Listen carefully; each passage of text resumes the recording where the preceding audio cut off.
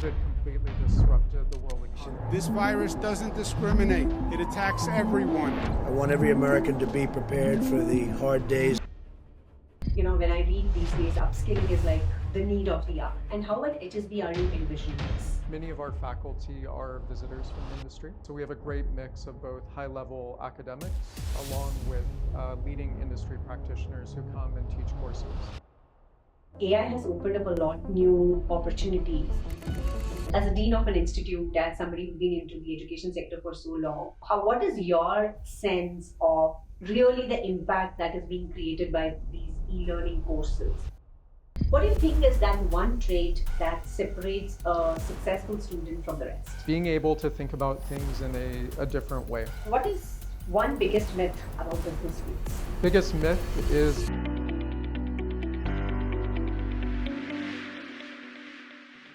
Hey everyone, welcome to this episode of Product Talk with Malthi. Now this is a very special one.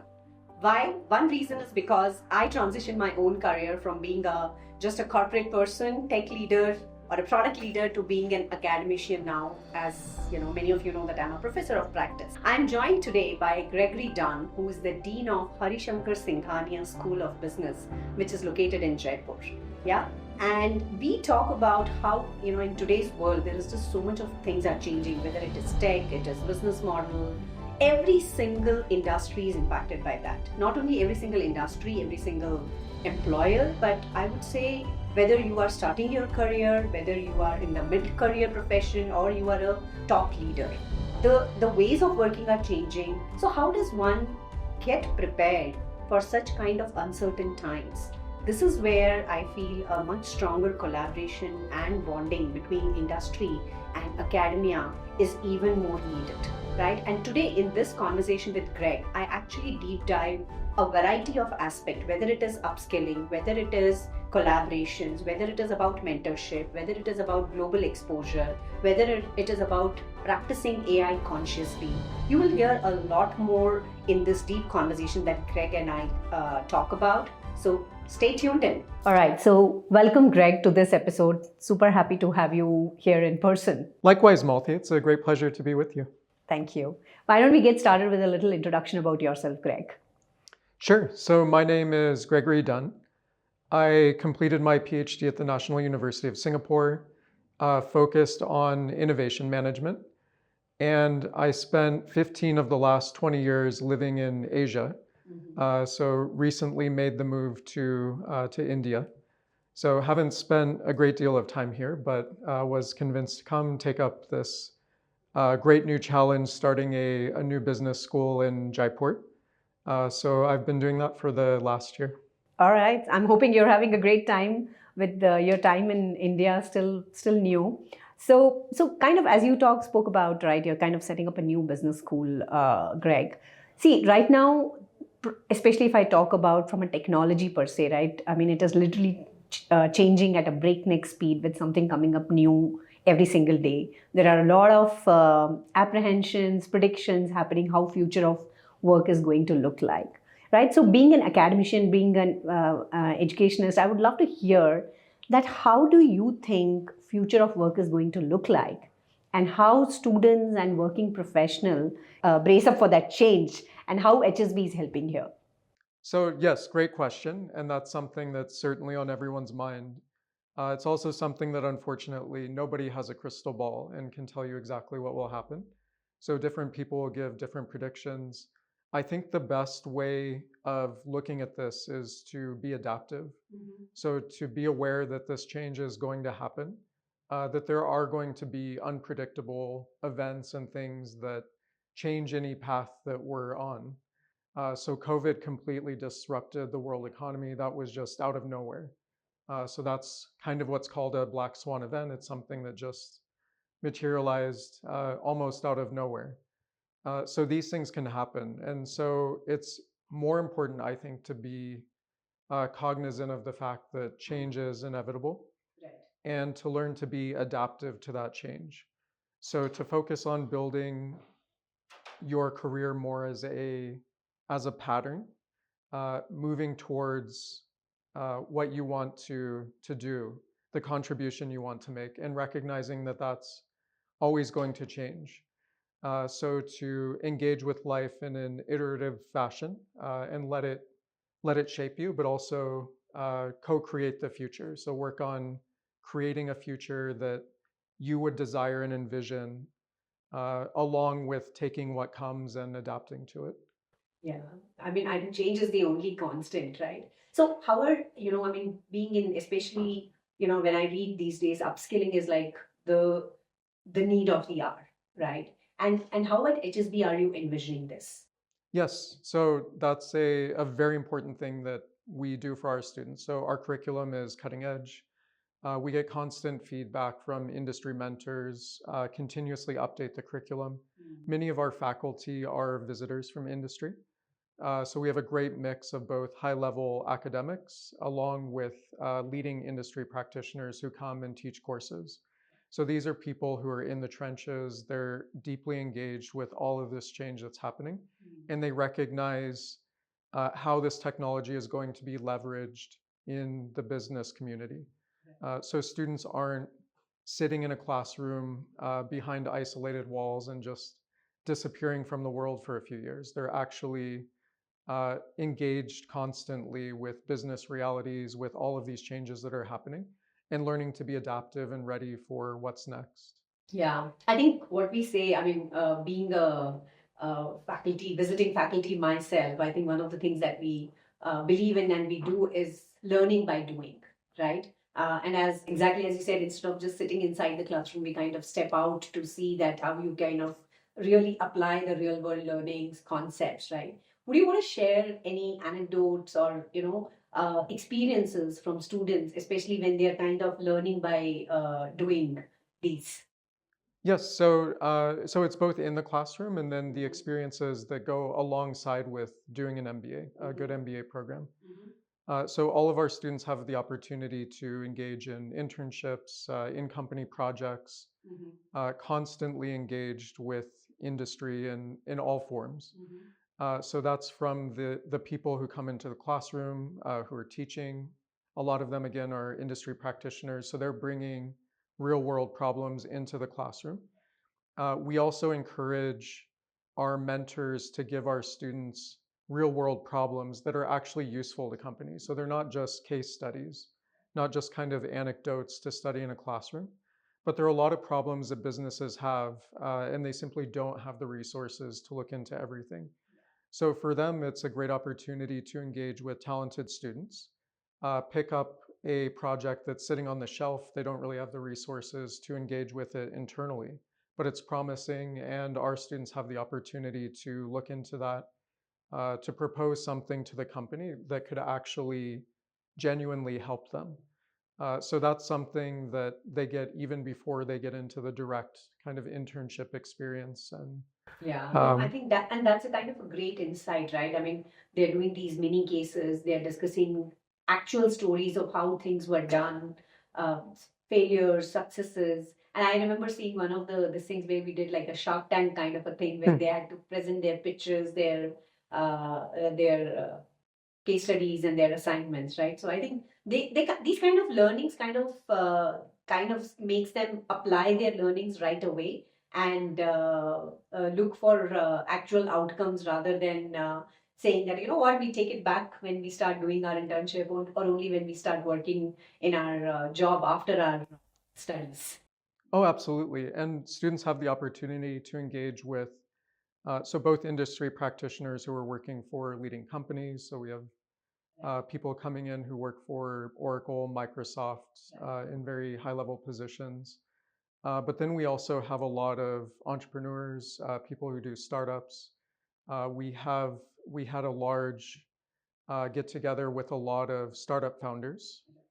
So we had around 25 startup founders who came and interacted with our students. It was a great networking opportunity, and great chance for both the students and uh, startup founders to interact and learn from each other. Right, right. A lot of cross pollination there. Yes, and that led directly to some of the students being offered internships and roles with these companies. So, so Greg, I think beautiful points that you spoke about, where a combination of industry and academia, especially to be able to not only strengthen their concepts, but also giving them those real world case studies, real world share outs, kind of strengthens their learning, right?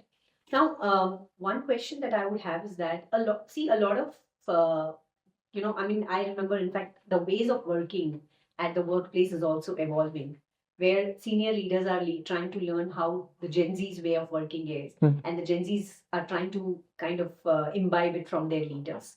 So I think one crucial support here which students can greatly benefit is with mentorship, right? So is that something also in purview of how education is evolving, where you're trying to give render a more closer handle of mentorship to the incoming students? Yes, so our MBA students do have individual industry mentors assigned who check in with them, who provide guidance and a different perspective on how to engage with the MBA curriculum in an active way. Okay. So, not just taking things in, not just doing exams, but how to leverage this knowledge, how to start building up their career portfolio, and how to prepare for what comes next. Okay. So it's a very active process. It's not just taking in sort of the wisdom from the sage professor and then applying it, writing it down in exam books, and then forgetting it. It's about actively engaging with that material, that knowledge, making use of it, and leveraging that to then prepare for what's next. And earlier, you were also talking about that it is not only about entry level, but at every level, right now, we are going through a huge evolution, right? So, the other question I would have is that, and we are all in a era, as you said, after COVID, we are all in a globalization era in a much deeper way than we had anticipated. So, how is that aspect that, being an academician, that you consider bringing the right set of people who can impart their wisdom, and people who are seeking more closely through, let's say, international partnerships, or providing a platform where global leaders and seekers can come together? How is that helping, and how is that something that you are envisioning? Yeah, so that's extremely important. Having that diversity of instructors. So both from the differences in approach that we talked about, so the industry practitioners along with the academics, but also in terms of their walks of life, where they're from, their cultural background. So HSB is all about breaking down borders and boundaries, and that's across disciplines. It's also across borders and cultures. So about a third of our courses are taught by international visiting faculty. So we got to get a lot of excellent faculty who come from abroad, do teaching with our students, and that also opens worldwide opportunities to them. So they have that insight to be leaders not just within India, but also globally. And even if they wish to remain in India, it's still almost certain, if they're in any sort of position of significance, that they're going to interact with foreign investors, partners, other companies. So having those skills to be able to engage effectively with people from different walks of life, from different cultures, is also essential. And likewise to combine skills not only that are sort of cutting edge, so all of these tech skills and things that are evolving as we speak, and we constantly need to be adapting to those, but also timeless principles of leadership that, ironically, in the face of technology, are only becoming even more important to learn how to lead others, how to interact with others. And that's something that a lot of students I see are struggling with.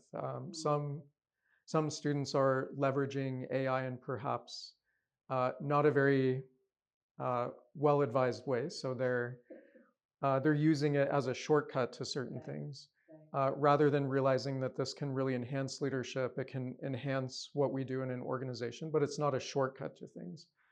It's a tool to use to enhance skills that should already be in place and that really are timeless. So AI isn't going to replace leadership and the need for really good leaders who can interact effectively with business partners, with their colleagues, and kind of lead up and down in the organization. So those skills are absolutely essential, and that's still something that we strongly emphasize within the program. So as much as we focus on these new technologies, we also very much go back to these timeless principles that help students leverage skills and wisdom that have been built up literally over millennia. Right. And okay, that's I have a very more deeper question on that, especially in the education sector, right? As you said, I think AI has opened up a lot new opportunities, but I think consciously using AI, the ethical part of it, the responsible part of it, being mindful about it is very, very important, right? So, is there a aspect where academy or educationists are kind of emphasizing that how students should consciously use AI? Yes, so that's something that we certainly include in the program. Okay. And doing that involves being aware of both what AI can do, but also what it cannot do or should not do. Right. So there are ethical considerations. There are also just common sense things to be aware of when using AI.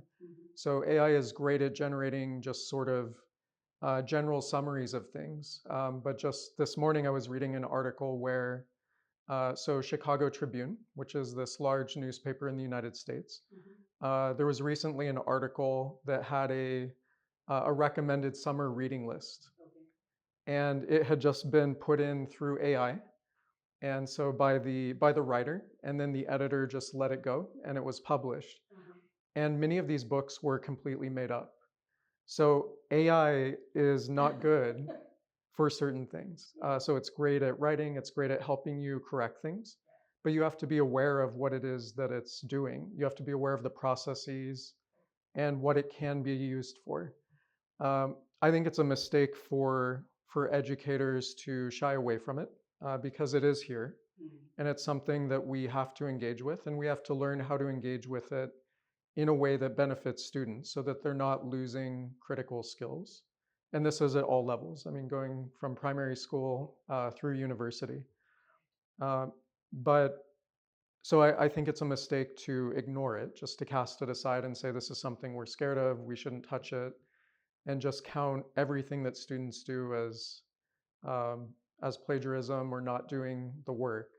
But rather, how do we leverage this technology that's now here, but still teach students skills that are timeless, that are valuable, and that they need to engage with this technology in this kind of new reality. Yeah, no, that is very, very important. And as you said, right? I mean, it has to be used more as a I would say co-worker or maybe like a co-pilot as a word they say. But you should be very, very mindful of what it is giving you out the output, and before you push it out on to the external world or to your academicians or to your professors, make sure that you check it out what you're giving.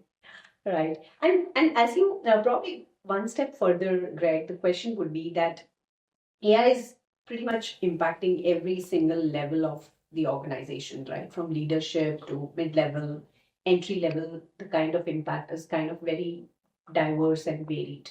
Now, how is that kind of baked in your executive education, right? Because I think the ways of working, you spoke about some timeless wisdoms like leadership, how to, for example, groom your next generation. So my question would be that in your executive education, how are you kind of leveraging the goodness of AI, but at the same time these timeless principles to groom these mid-level managers for their next wave of growth?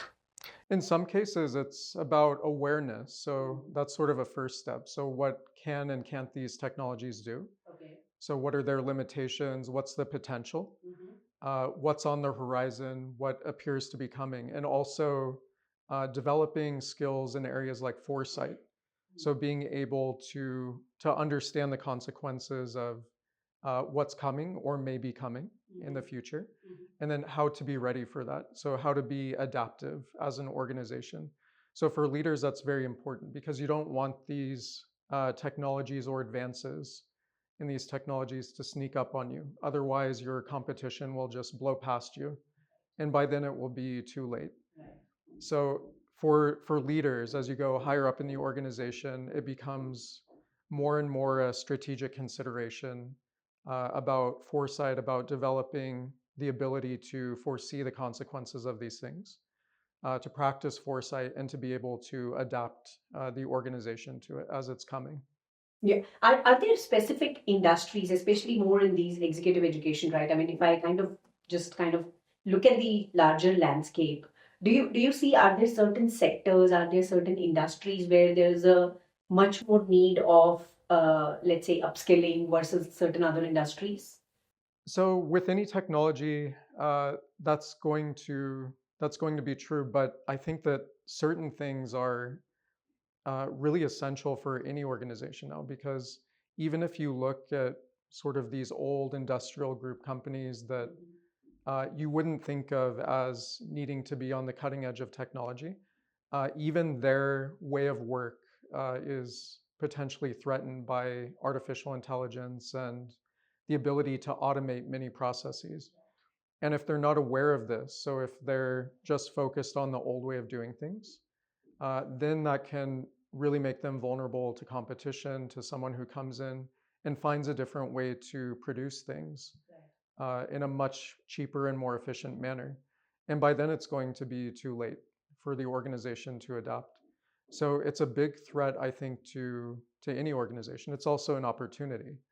So if these organizations realize the potential for things like AI and what that can do to transform their organization, to make it more efficient, to deliver better products and services to consumers, then those organizations are the ones that are going to succeed. So really, I think many of these principles, especially at the strategic level, it cuts across industries. So there are some like technology organizations that are directly embedded in things like AI, for whom it's a more immediate challenge. But I would say that really any industry is susceptible to this, and skills like foresight are again these now critical things for any industry leader to practice and learn. Right. But I think what you're saying is, because I do a lot of work with some of these large enterprise organizations, and these are, as you said, more like, multi-year transformations, right? And I think constant nudging them to kind of be more adaptive, embrace these technologies is the kind of way to go. Yes. Right. So in terms of here, how do you think that there could be more deeper collaboration, deeper fostering of industry and academia, so that industries are also kind of constantly evolving at every level, at every aspect, wherever these transformations can be helpful, and at the same time, academia, purely while they are giving them the support, they are kind of also encouraging them to embrace this more closely. How do you think that can be fostered more closely? Yeah, great question. So I do think that's something that schools should see as an essential service to their communities, to help businesses, existing businesses, learn to enhance their skills, learn about these critical challenges that are facing them.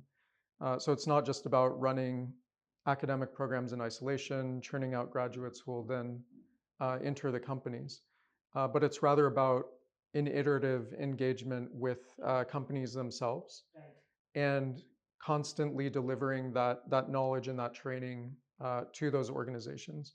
And I think for business schools to be relevant in this century, they're going to increasingly need to do that. So destroy kind of the walls and the barriers between academia and industry, and engage much more directly with companies and listen to their needs. So don't just focus on the theoretical. Think about what's happening in practice and how can we better serve our community, help business leaders prepare for challenges that are ahead of us. Yeah, no, that's right, and that is where I think this whole aspect of mentoring, coaching, skill development through case studies, I think comes much more close and handy, right?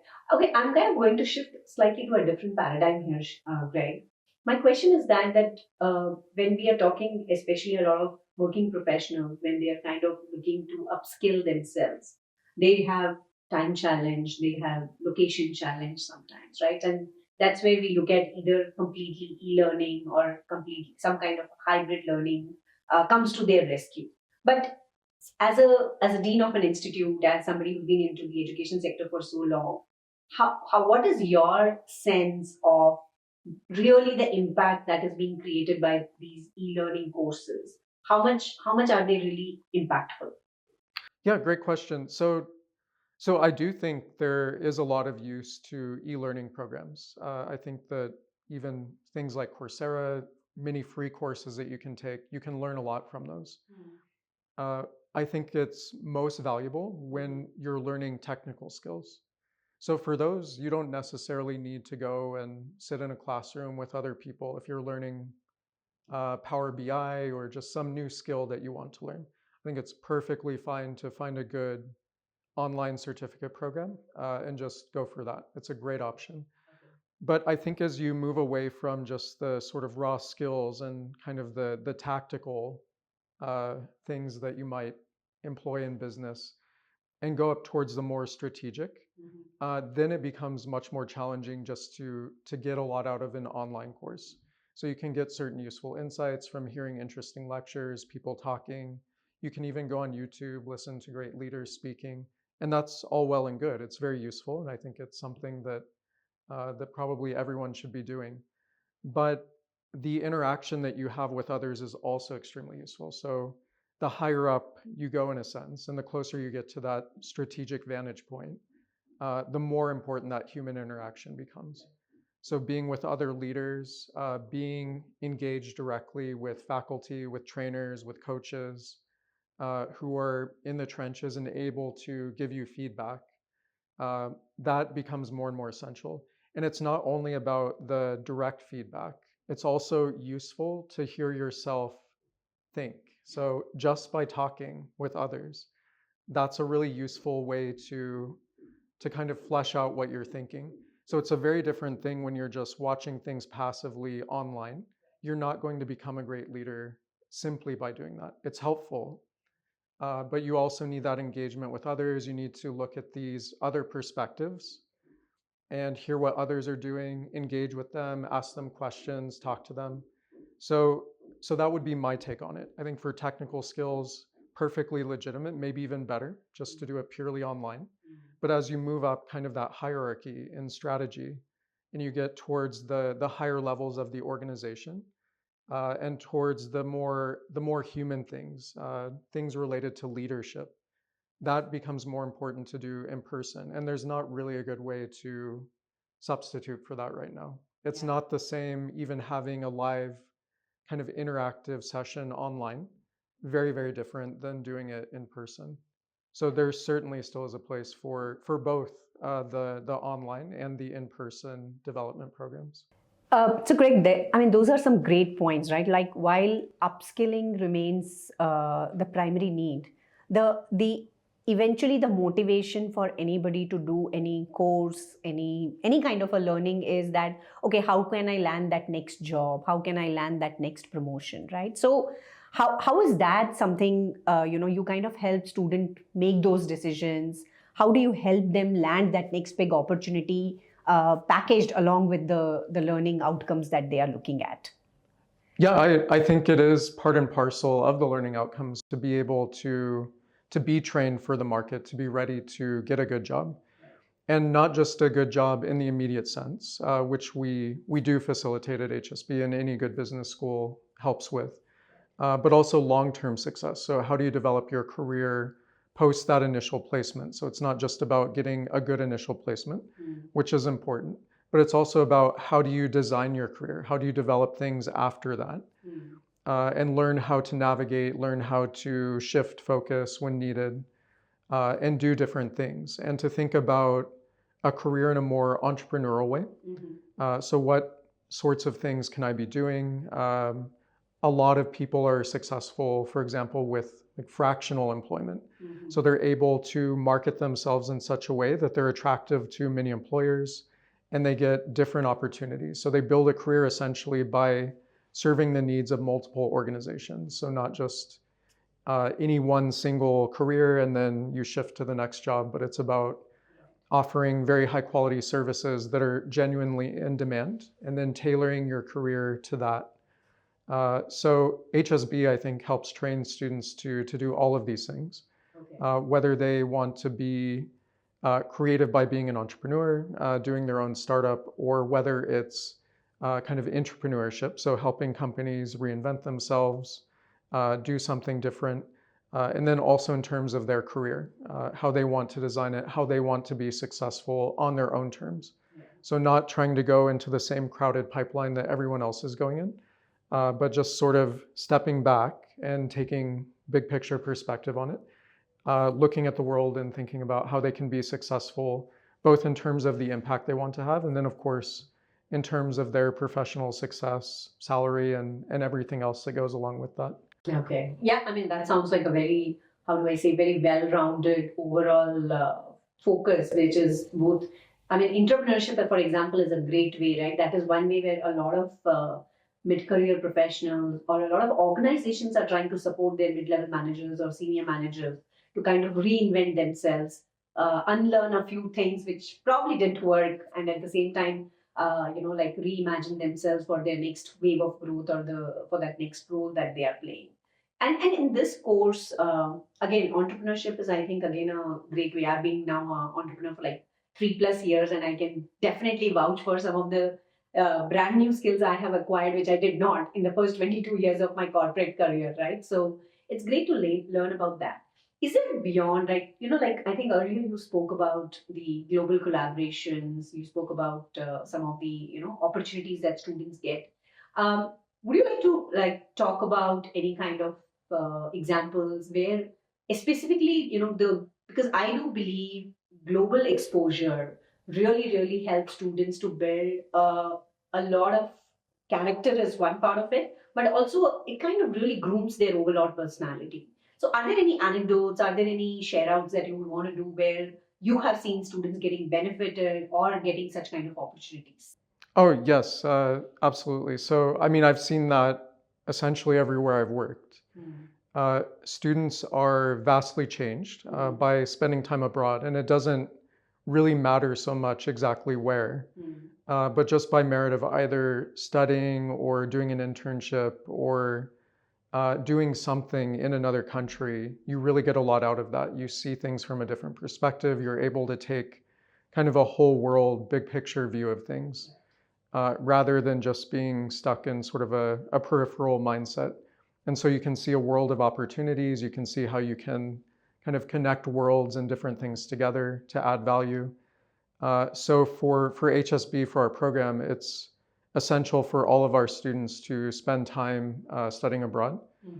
So our program now includes at least a few weeks spent in another country. Many of our students get international internship or other opportunities to study abroad for extended periods.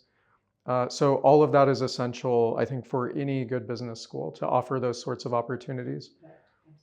At least a taste of that, I think, is useful for all students. Yeah, because I think it adds a lot of different perspectives to the world, to the way you look, the way you make your decisions. I think it helps you to build your empathy for other cultures, different kind of individuals, and I think eventually makes you a good leader. Absolutely, yes. Yeah. No, I think so. I think, I mean, the world of technology, the way the overall, I think the way we work is kind of really, really changing, and it is very important for our these building blocks of which is during our learning years, whether it is before we start working or while we are working, how we are constantly adapting, how we are changing ourselves for the new ways of working is a very, very important. And I'm so glad that I'm able to contribute in my own way with this thing, and how you and HSB are kind of steering that from the front lines and changing that. Oh, yes, absolutely. And it's also great for us to have people like yourself coming and teaching for us, bringing those different perspectives and sharing with our students. Yeah. Thank you, definitely. Okay, I'm now going to move to a rapid fire round. Sure. Right, have some fun questions for you. Yeah. So we'll do this like really quickly.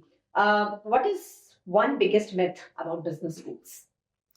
Biggest myth is that they're isolated from industry, so they shouldn't be. I mean, at least a good business school should be directly engaged with industry. It should essentially be an extension of everything else that's happening in the world and more of a partner to business rather than just completely separate. Completely, completely. One technology HSB is excited about teaching. Well, like everyone, AI. So generative AI and all of the challenges and opportunities that come from that. Okay. Online in-person versus in-person learning. What's your take? So similar to what we discussed, I would say that I would tend to favor in-person, especially for the human element.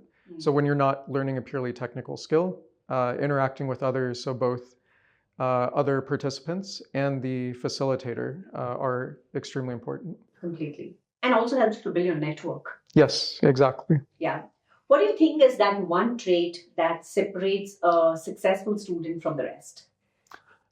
So being able to think about things in a different way. Mm-hmm. So being able to step back, take a big picture perspective, not try to go in the same kind of crowded area that everyone else is doing, but looking at the opportunities that all of these new technologies and skills present and being able to link those in a creative way that others aren't thinking about. I think that really helps students do well as entrepreneurs or helping companies reinvent themselves. Yeah, I know that's a brilliant answer. And I think I just want to add one because that also helps you to connect the dots, probably look at more innovative way of doing things. Maybe that's nobody else has thought about, right? So looking at that big picture definitely helps you to reflect more and think of new ways of doing things. Yes, absolutely.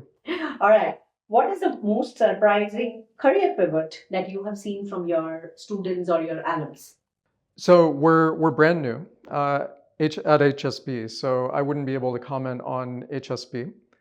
But I've seen many students who were able to take skills and creativity and apply those in novel ways. So we had just an office manager. So when I was dean of the American University of Central Asia in Bishkek, and she ended up moving to the US, had never really been trained in computer skills or anything else, but she was interested in programming.